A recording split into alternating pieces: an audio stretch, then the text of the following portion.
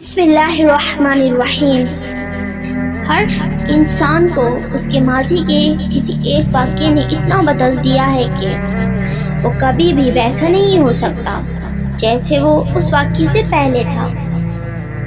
بے سکونی بڑھ جائے تو عبادت کا وقت بڑھا دو اور اللہ سے بات کرو اور اپنے دکھ کا مداوا اسی سے مانگو، اور وہ رحیم اور کریم ہے۔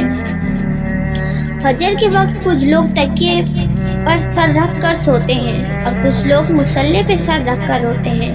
سونے والے خوبصورت خواب دیکھتے ہیں اور رونے والے خوبصورت تقدیر پا لیتے ہیں۔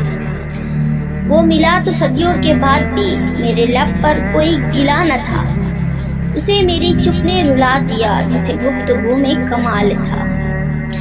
خاموش رہا کرو جتنا ہو سکے، اس میں نجات ہے، کیونکہ سب سے زیادہ گناہ انسان سے زبان کرواتی ہے۔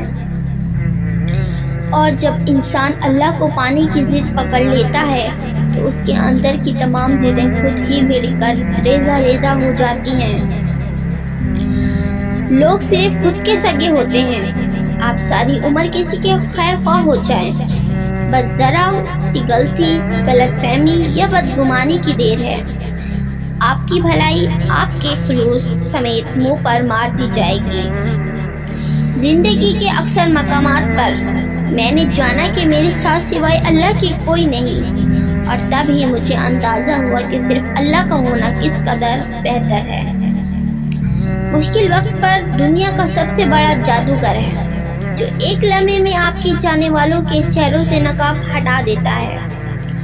اللہ سے مانگو، پھر مانگو اور مانگتے رہو، وہ دے گا، صرف وہی دے گا، کیونکہ بس وہی دے سکتا ہے۔